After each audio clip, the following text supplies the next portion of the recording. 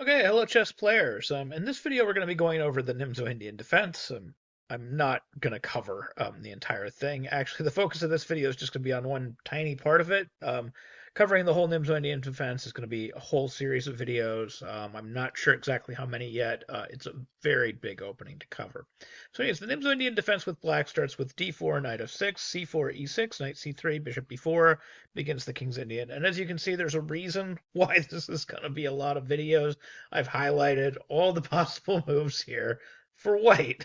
And you do have to have preparation against all of them. Anyways, if you like content like this and want to see more of it, please hit that subscribe button and click on your notification icon. So learning the nimzo-indian, this is probably going to be at least 10 videos.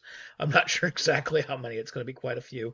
White has the option here to play, all these moves. Bishop d2, bishop g5, g3, knight f3, e3. I've even seen pawn f3, pawn to a3, queen b3, and queen c2. They're all like legitimate tries.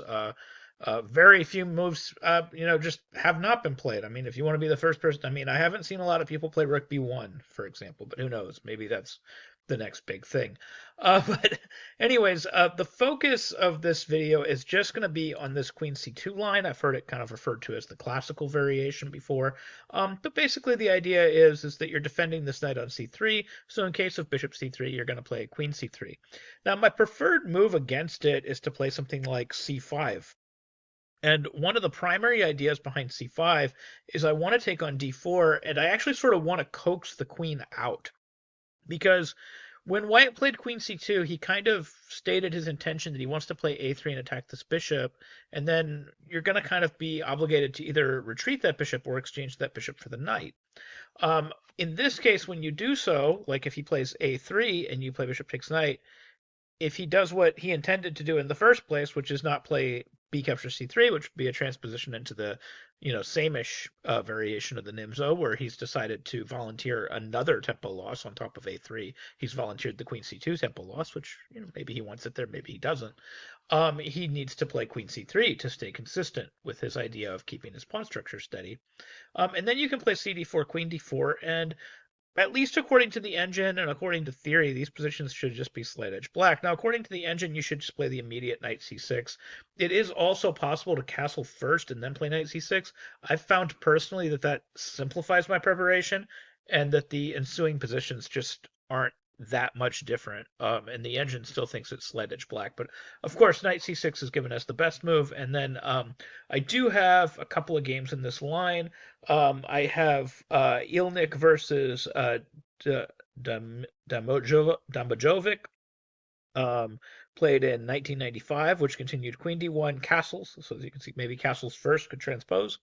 We have knight f3, and then we have d5, cd5, ed5, and then we have b4. So essentially what we have here is an isolated queen pawn position, but black is up a bunch of tempo. The white queen has done a lot of moving in this position, and black has two pieces out, and he's already castled. That's a huge deal, considering that white is still 3 moves away from castling. He would have to move his e-pawn, develop his bishop, and then castle, and then he'll finally be caught up with black.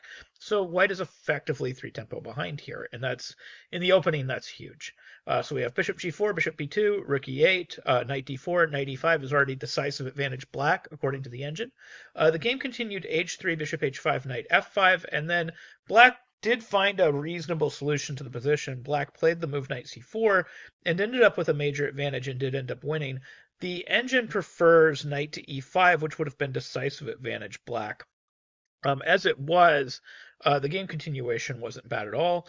White ended up having trouble getting out of the middle. Bishop d4, bishop g6, g4, bishop f5, gf5, and now, of course, the white king has no safe place to castle, and black took full advantage of that. He played knight d6, going after the pawn, queen d3 to try to hold it, knight e4, again going after the pawn, f6 just to try to get some concession out of it, but again, white's up 3 tempo, he can give 1 back.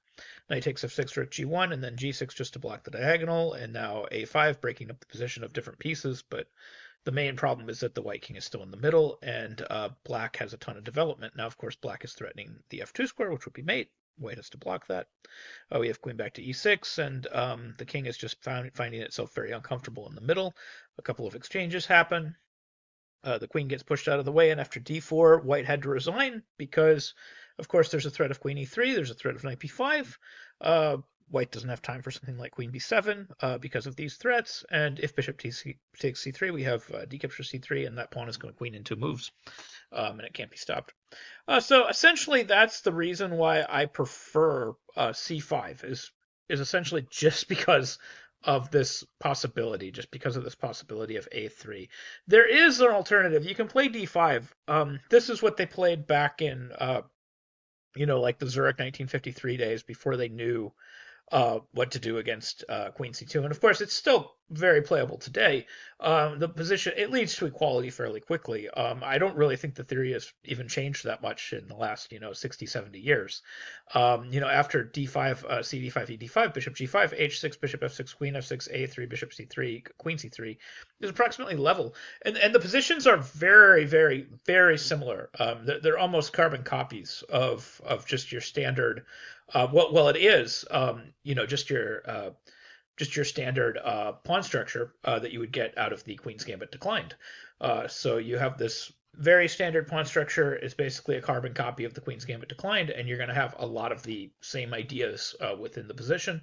And essentially, okay, white's going to have that minority attack over here on the queen side with eventually b4, b5. He's going to put some pressure on the c7 pawn, but essentially black doesn't have anything to worry about. He's going to develop all of his pieces cleanly, and everything should be fine. So these positions should just be approximately equal. So, d5, very playable today.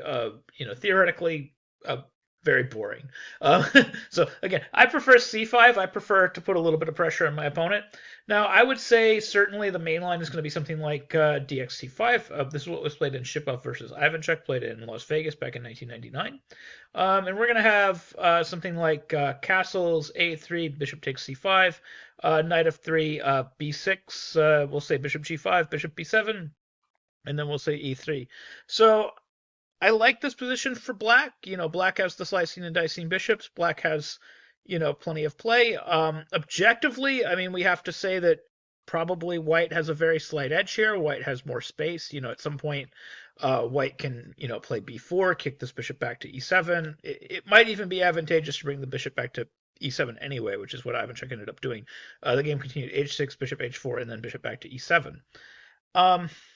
Yeah, I mean, okay, white's got a slight edge, but you've got a dynamic position where lots of things are possible, and you can have lots of play. And actually, in Shipov versus Ivanchuk ended up sneaking in a pretty good result in the game. Ivanchuk ended up winning with the black pieces, so he got the dynamic chances that he wanted, and he was able to make something happen. So essentially, this is the basic theory of the Queen C2 line. We can call it the classical variation. Both c5 and d5 should lead to something close to equality. d5 is by far and away the simpler path just to get to a purely equal position. c5 leads to much more dynamic play. Some of these positions are going to be slight advantage white, but I mean, you are playing the black pieces, so this is to be expected. And in some cases, black's going to end up with a little bit less space, but he's going to have that dynamic position where he has perfectly reasonable squares for all of his pieces, and he can try to make things happen. Anyways, I hope you liked this video. Please hit that like button, hit subscribe, and click on your notification icon. I hope you learned something new about chess, and I hope you can use some of these videos in your own games. Thank you very much for watching.